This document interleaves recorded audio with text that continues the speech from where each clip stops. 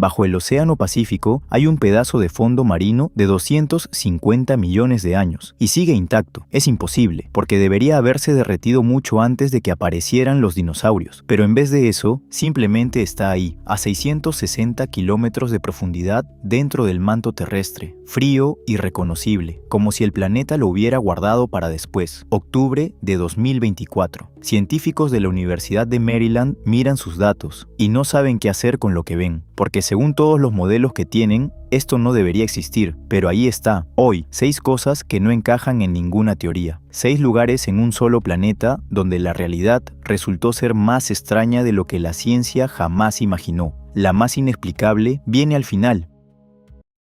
El cementerio de mundos.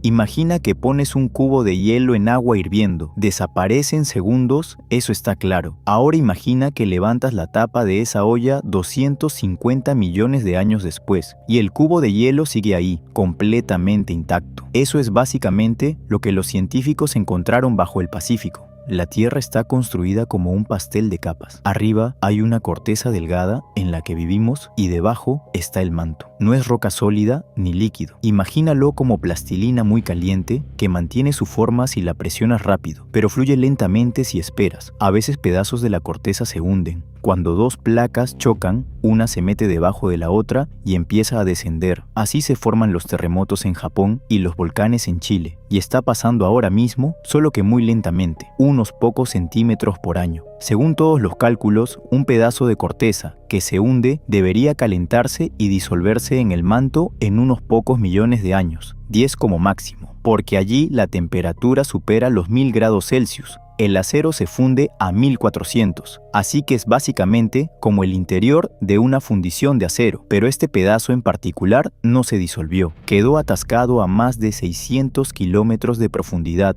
y simplemente está ahí, con la misma estructura que tenía en el fondo del mar, con las mismas capas de sedimento, como si el planeta lo hubiera metido en un congelador durante 250 millones de años y se hubiera olvidado de él. Para que entiendas la distancia, el pozo más profundo que los seres humanos hayan perforado jamás es el pozo superprofundo de Kola en Rusia. 20 años de trabajo, los mejores ingenieros soviéticos, alcanzó 12 kilómetros. Este pedazo de fondo marino está 55 veces más lejos que eso. Nunca hemos estado cerca de él. Los científicos encontraron estas placas congeladas en todo el Pacífico, frente a las costas de Japón, Alaska, Sudamérica, en todos lados donde las placas se hunden, hay pedazos antiguos en las profundidades que no se derritieron, paisajes enteros del pasado colgando en la oscuridad y la presión. Esto puso la geología patas arriba. Porque la idea anterior era simple, la corteza se hunde, se derrite, vuelve a salir por los volcanes, un ciclo limpio sin residuos. Resulta que hay muchos residuos. Los geólogos creían que sabían cómo funciona el planeta por dentro, y resulta que se perdieron toda una capa. Así se veía desde la perspectiva de los científicos. Miraban tomografías y veían dentro del manto caliente una mancha fría y azulada. Así es como aparece algo más denso y frío que su entorno en un escáner. Es como hacerle una resonancia magnética a alguien y de repente encontrar algo dentro de su abdomen que anatómicamente no puede estar ahí. Primero piensas que es un error del equipo. Lo verificas de nuevo. Sigue ahí. El tamaño de esta placa, según las estimaciones, es comparable al área de México. No es un fragmento, es una región entera colgando en la oscuridad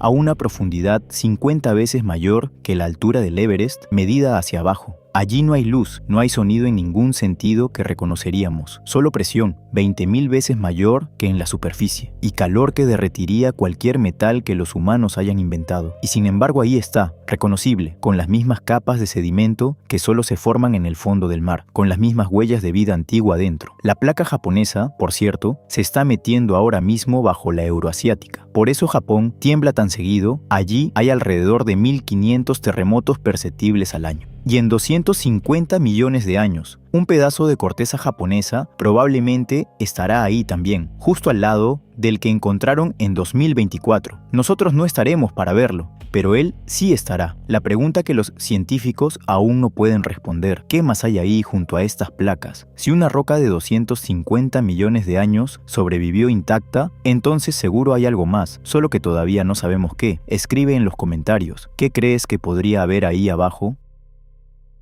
El reactor nuclear natural. En 1972, el físico francés Francis Perrin estaba analizando una muestra de uranio traída de una mina en el pequeño país africano de Gabón, trabajo de rutina que había hecho cientos de veces, pero esta vez algo no cuadraba. El uranio tiene una especie de huella dactilar, una proporción entre dos de sus variantes que es idéntica en todo el planeta. Lo extraigas en Australia, Canadá o la Antártida, siempre es lo mismo. Es simplemente una ley de la naturaleza que nadie jamás había cuestionado. En esta muestra africana, la proporción era diferente, como si el uranio ya hubiera estado en un reactor nuclear y parte de él se hubiera consumido. Perrin lo verificó de nuevo. Envió las muestras a otros científicos. Ellos también las verificaron. El resultado no cambiaba. La conclusión fue extraordinaria. Hace 2000 millones de años, en un lugar llamado Oklo, la naturaleza puso en marcha un reactor nuclear por sí sola. Sin personas, sin ingenieros, sin planos. Una reacción nuclear es una cadena de eventos a nivel atómico. Un átomo de uranio se desintegra, expulsa partículas, estas golpean un átomo vecino, ese también se desintegra y la cadena continúa. Pero para que esto funcione, las partículas necesitan reducir su velocidad primero, de lo contrario, simplemente pasan de largo. Las plantas nucleares modernas usan agua o grafito para esto. En Oklo, el agua de lluvia ordinaria que se había filtrado en las grietas de la roca hizo ese trabajo. Frenaba las partículas, la reacción avanzaba, el agua se calentaba y se evaporaba. La reacción se detenía, el agua se acumulaba de nuevo, la reacción comenzaba otra vez y este ciclo se repetía cada 3 horas. Media hora de funcionamiento, 2 horas y media de pausa, durante 150.000 años sin un solo accidente. Cuando los ingenieros nucleares estudiaron esto, encontraron algo notable. Todo lo radiactivo que produjo este reactor durante 2.000 millones de años nunca fue a ningún lado. Se quedó en la roca dentro de unos pocos metros de la zona de reacción. Ahora mismo, los países gastan miles de millones diseñando instalaciones de almacenamiento de residuos nucleares que necesitan durar 10.000 años. Y eso se considera una tarea enormemente difícil. La naturaleza resolvió el mismo problema usando tierra y agua, y lo mantuvo 200 veces más tiempo. Para que sientas la escala, cuando Chernóbil explotó en 1986, material radiactivo se esparció por toda Europa, se depositó en el suelo, entró en el agua y los efectos todavía se sienten 40 años después. Y ese reactor estuvo fuera de control solo unos pocos segundos. En Oklo, la reacción duró 150.000 años y todo se quedó en su lugar, dentro de unos pocos metros. La roca simplemente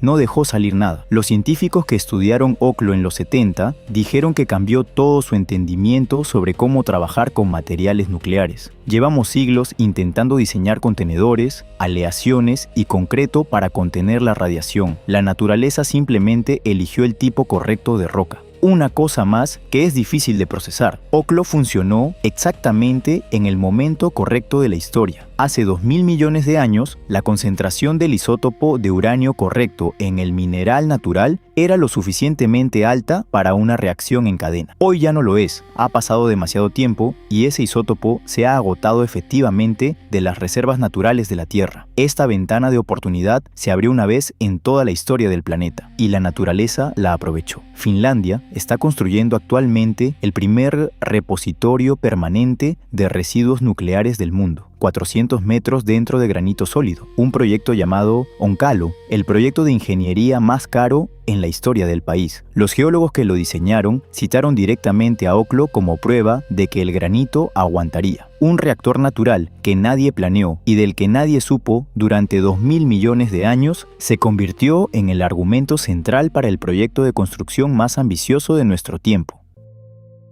El golpe desde adentro. En febrero de 2026, científicos de Stanford publicaron el primer mapa del mundo de terremotos que ocurren profundamente dentro de la Tierra, a 600 kilómetros y más abajo, lugares donde ningún taladro ha llegado jamás. Y no llegará en los próximos 100 años. El problema con este mapa es que los terremotos a esa profundidad simplemente no deberían existir. Para entender por qué, necesitas saber cómo ocurren los terremotos en realidad. Ocurren cuando un pedazo de roca se rompe bajo la tensión acumulada, como un hueso que se quiebra cuando lo doblas demasiado. Pero para que algo se quiebre, tiene que ser duro y frágil. Intenta romper un pedazo de plastilina tibia. Solo se dobla y se estira, no se rompe. A 600 kilómetros de profundidad, la presión y la temperatura son tan extremas que cualquier roca se comporta exactamente como esa plastilina. No se rompe, fluye. Y sin embargo, los instrumentos están captando impactos poderosos ahí abajo. El 9 de junio de 1994, un terremoto de magnitud 8,3 golpeó bajo Bolivia a 636 kilómetros de profundidad, uno de los terremotos profundos más poderosos jamás registrados. Los edificios se tambalearon en Brasil, a 3.000 kilómetros del epicentro, el equivalente de un terremoto en Moscú que se sintiera en Londres. Sin embargo, en la propia Bolivia casi nada resultó dañado, porque la energía viajó demasiado profundo y se disipó antes de llegar a la superficie. El golpe más poderoso desde un lugar donde los golpes físicamente no pueden ocurrir y casi sin daños, precisamente porque vino desde tan abajo. Los científicos intentan explicarlo, pero honestamente no pueden del todo. La teoría más popular suena más o menos así. La roca, bajo presión extrema, a veces hace clic internamente, como cuando te tronan los nudillos. Se libera energía, los instrumentos registran un impacto. Bien, digamos que eso es cierto, pero aquí está el problema con esa explicación. Si fuera solo un crujido interno aleatorio, estos eventos deberían estar distribuidos uniformemente por todo el planeta. Pero no lo están. La mayoría se concentran bajo Sudamérica y Japón, exactamente donde las placas congeladas más grandes de la primera historia están ubicadas. ¿Coincidencia? Tal vez, o tal vez es el mismo objeto, solo visto desde dos ángulos diferentes. Desde afuera, vemos una placa que no se derritió. Desde adentro, escuchamos cómo resiste. 250 millones de años de resistencia, y solo lo supimos en 2026. El terremoto de Bolivia de 1994 se sintió en Noruega y en la Antártida, literalmente en el otro lado del planeta. Los bolivianos apenas notaron algo. Sin grietas, sin daños, el golpe vino desde abajo, atravesó todo el planeta y se desvaneció en algún punto del camino. Cuando algo tan poderoso ocurre tan profundo que apenas lo sentimos, eso cambia la forma en que piensas en lo que estás parado. La gente en todo el mundo ha estado contando historias durante miles de años sobre algo que vive bajo tierra. Griegos, indios, nórdicos, aztecas, todos tienen su versión. Quizás simplemente sentían esta vibración bajo sus pies y la explicaban de la mejor manera que podían. ¿Eso te inquieta personalmente? Escríbelo en los comentarios. Montañas de diamantes.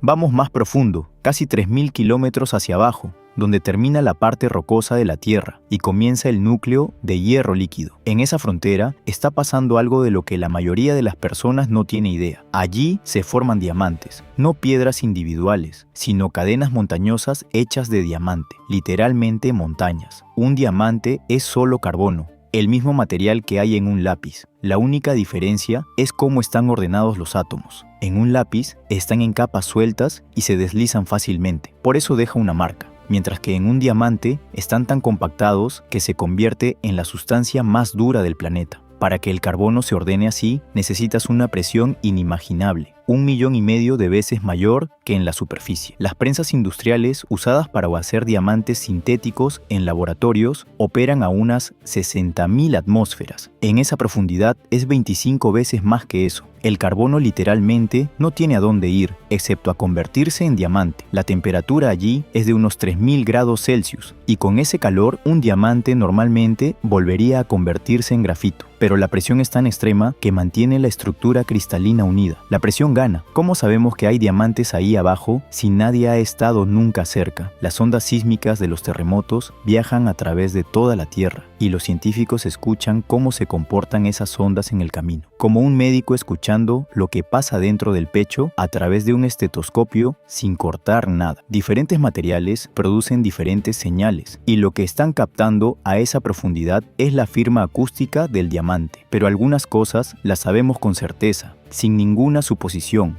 Los diamantes a veces llegan a la superficie por sí solos, transportados hacia arriba por explosiones volcánicas desde las profundidades del manto, como un elevador natural desde abajo. Uno de esos diamantes fue encontrado en Brasil en 2014, y dentro de él había un pequeño pedazo de un mineral que solo existe bajo las presiones de las capas inferiores de la Tierra, y que nunca antes había llegado a manos de los científicos porque siempre se destruía en el camino hacia arriba. Este diamante lo mantuvo sellado dentro como una cápsula y lo entregó desde 600 kilómetros de profundidad. profundidad. Un ángulo más. La Tierra no es única en esto. Los astrofísicos creen que dentro de Neptuno y Urano, la presión es tan alta que el carbono se cristaliza directamente en la atmósfera y cae hacia abajo. Lluvia de diamantes literalmente. En 2022, los científicos reprodujeron esto en un laboratorio disparando un láser potente a un pedazo de plástico ordinario y obteniendo pequeños cristales de diamante solo de la presión y el carbono. Entonces, los mayores depósitos de diamantes están directamente bajo tus pies, a una distancia 100 veces mayor que el pozo más profundo de la historia. El anillo en la vitrina de la joyería por $20,000 es solo un pequeño fragmento de lo que hay en montañas ahí abajo. Los diamantes son caros no porque sean raros, es porque todavía no podemos llegar a los más profundos. El cobre era más valioso que el oro en la edad de bronce. Ahora son tuberías en las paredes. Hace 100 años, el uranio era una roca opaca que a nadie le importaba. Los diamantes a 3.000 kilómetros de profundidad son simplemente el próximo uranio, inaccesibles por ahora, pero no para siempre. Y aquí hay una historia sobre cómo el valor lo crean no la naturaleza, sino las personas. En el siglo XX, De Beers controlaba la mayor parte de la producción mundial de diamantes y limitaba deliberadamente cuánto llegaba al mercado para mantener los precios artificialmente altos. Su campaña de marketing de 1947, un diamante es para siempre, inventó toda la idea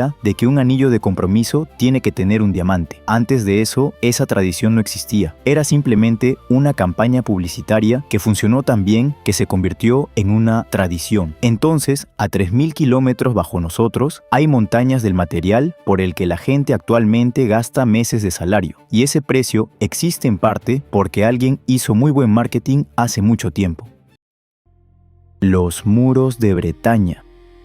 Volvamos a la superficie y detengámonos al borde del agua. En 2025, arqueólogos submarinos franceses estaban trabajando cerca de una pequeña isla llamada Île de Sein, frente a la costa de Bretaña, una pequeña isla rocosa en el Atlántico que los marineros conocen por sus peligrosos arrecifes. Bajo el agua encontraron muros, no piedras dispersas, muros de verdad, ordenadamente hechos de bloques, nivelados y rectos, claramente construidos con intención. Tienen 8.000 años, 1.000 años más antiguos que Stonehenge, y fueron construidos cuando esta costa todavía era tierra firme. Este tipo de hallazgo no es raro, bajo el Mar del Norte, donde los barcos pesqueros trabajan entre Gran Bretaña y Dinamarca. Hay una llanura entera sumergida llamada Doggerlandia. Hace 8.000 años la gente vivía allí, cazaba, construía, criaba familias. Ahora los pescadores sacan periódicamente huesos de mamuts y herramientas de piedra en sus redes, directo del fondo del mar. Un mundo perdido entero bajo 30 metros de agua del que la mayoría de las personas nunca ha oído hablar. Imagina la escala de Doggerlandia. Era aproximadamente del tamaño de Gran Bretaña, con ríos, bosques y playas donde la gente vivió por generaciones. Luego, en unos pocos miles de años, todo quedó bajo el agua, lenta e implacablemente. Los científicos han encontrado allí botes de madera, huesos de ciervos con marcas de herramientas e incluso, esto suena casi escalofriante, huesos humanos. Alguien que vivió allí, probablemente, recordaba cómo lucía esa costa antes. Les decía a sus hijos que antes había tierra aquí y ahora hay agua. Esa es la historia humana más antigua sobre un mundo perdido, mucho antes de la Atlántida. Los muros de Bretaña fueron construidos exactamente en este periodo, cuando la gente veía desaparecer su costa de generación en generación. No estaban simplemente construyendo una presa, estaban respondiendo la pregunta que enfrentaba cada persona que vivía allí. ¿Qué dejamos para la gente que viene después de nosotros cuando el agua suba aún más? Y respondieron con piedra. Pero lo que hace especiales a estos muros es esto. Están construidos como una barrera diseñada para contener el agua, pero el agua no llegó hasta 2.000 años después de que los muros estuvieran terminados. ¿Por qué construir protección contra agua que todavía no existe? La explicación simple. La gente hace 8.000 años podía ver que el mar subía. Cada pocas generaciones, la línea costera estaba un poco más cerca que en tiempos de sus abuelos. Transmitieron este conocimiento a sus hijos y construyeron por adelantado, sin saber exactamente cuándo llegaría el agua. pero sabiendo que llegaría. Pero aquí está lo extraño. La altura de los muros casi exactamente coincide con cuánto subió el mar en realidad. No más baja, lo que hubiera sido inútil, y no más alta, lo que hubiera desperdiciado enorme esfuerzo. Exactamente esa cantidad, o es una pieza extraordinaria de suerte, o podían calcular algo que no les atribuimos. Cuando se escaneó el fondo marino alrededor del sitio, resultó que el sistema de muros es mucho más grande que lo ya encontrado. La mayor parte sigue bajo el agua sin excavar. Encontramos un fragmento de algo masivo, y no sabemos quién lo construyó, cuánto tiempo tardó, ni a cuánta gente estaba destinado a proteger. Una persona de la edad de piedra construyó un muro contra agua que nunca vería, para personas que nunca conocería. Escribe en los comentarios, ¿crees que hoy pensamos tan lejos hacia el futuro?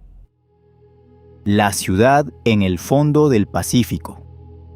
En 1985, un buzo japonés llamado Kihachiro Aratake estaba buceando cerca de una pequeña isla llamada Yonaguni, la isla más occidental de Japón, casi en la costa de Taiwán. Una inmersión de rutina. Había estado allí muchas veces y vio escalones, no salientes rocosos naturales, escalones de verdad, bordes rectos, ángulos rectos, plataformas planas, bajando como una escalera. Subió, volvió a bucear. Los escalones seguían ahí. Lo que encontró se conoció como el monumento de Yonaguni, una estructura de más de 100 metros de largo y tan alta como un edificio de 7 pisos, con caras planas, ángulos rectos, lo que parecen ser canales de drenaje y escaleras, ubicado a una profundidad de 5 a 25 metros. La explicación oficial estuvo lista de inmediato: naturaleza. La arenisca, bajo ciertas condiciones, se fractura en capas planas, lo que produce ángulos rectos. Es geología, eso es cierto, la naturaleza puede hacer eso, pero el profesor japonés Masaki Kimura pasó 15 años estudiando el sitio y encontró detalles que son más difíciles de explicar. Agujeros circulares a intervalos iguales, una ranura triangular con paredes perfectamente rectas y un símbolo tallado en un lado que parece una cara humana estilizada. Yonaguni resultó ser solo el comienzo, cuando a principios de los 2000 estuvieron disponibles buenos drones submarinos y sonares. Varias expediciones comenzaron a observar seriamente el fondo del Pacífico, y los hallazgos empezaron a acumularse. Frente a las costas de Micronesia, un sonar detectó un círculo perfecto a 80 metros de profundidad, de casi 300 metros de diámetro. Oficialmente, una caldera de un viejo volcán, pero cuando bajó una cámara, el círculo resultó estar formado por bloques de piedra trabajados de 2 por 3 metros, encajados perfectamente, con un muro de 4 metros y restos de columnas dentro. Un geólogo tomó muestras. La piedra era andesita, que no ocurre naturalmente en esta región, con el depósito más cercano a 200 kilómetros. Alguien transportó 1000 toneladas de piedra a través del océano abierto, antes de que el mar subiera y lo cubriera todo. Otra expedición en 2008 encontró entre las islas Marshall y Hawái, a 120 metros de profundidad,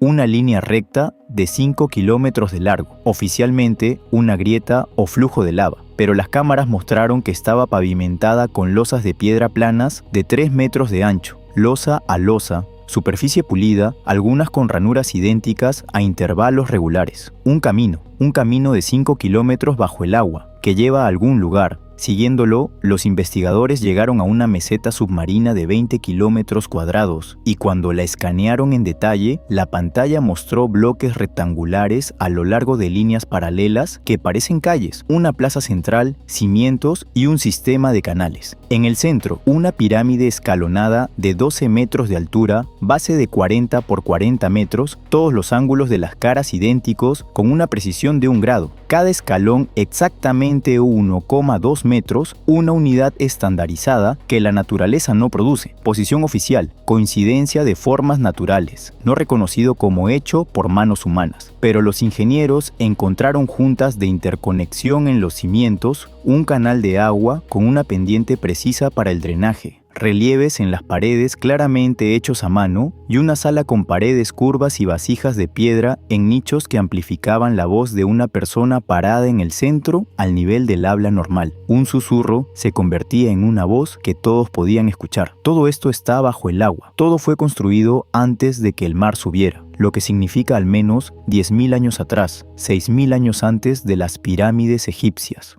Uno de los hallazgos más sorprendentes en esta meseta fue una losa de piedra con un mapa tallado, no un boceto tosco, un mapa detallado mostrando las costas de las islas del Pacífico en proporciones correctas y a distancias correctas, incluyendo masas de tierra que ya no existen porque se hundieron bajo el agua hace miles de años junto con la ciudad misma. Alguien talló en piedra un mapa del mundo que conocía de memoria o por observación, y ese mapa es más preciso que muchos mapas medievales hechos con instrumentos. La ciencia oficial dice que crear un mapa preciso requiere instrumentos de medición que no existían en la antigüedad, pero esta losa de piedra sugiere lo contrario. O tenían métodos de medición que no conocemos, o tanta experiencia navegando el océano que podían mapearlo de memoria con una precisión de pocos kilómetros. Los escépticos dirán que el cerebro humano ama encontrar patrones donde no los hay. Es un punto válido. Pero cuando encuentras un camino, una pirámide con escalones estandarizados, juntas de interconexión, un sistema de drenaje y una sala acústica en un solo lugar, en algún punto la explicación coincidencia simplemente deja de funcionar. Algo yace en el fondo del Pacífico y está esperando. Fondo marino que no se derritió, un reactor nuclear que la naturaleza construyó sola, impactos donde físicamente no pueden ocurrir, montañas de diamantes a 3000 kilómetros bajo tus pies, muros construidos contra agua que todavía no existía, una ciudad en el fondo del océano. ¿Sabes qué es lo que más me impresiona? No que sean misterios, sino que cada vez que parecía que habíamos llegado al límite, que no había nada más allá, había algo más ahí. Este planeta, claramente, sabe más de sí mismo de lo que hemos logrado descubrir. Dale like si te gustó este video. Suscríbete, los nuevos episodios salen regularmente. Y escribe en los comentarios cuál de las 6 historias te llegó más. Hasta la próxima.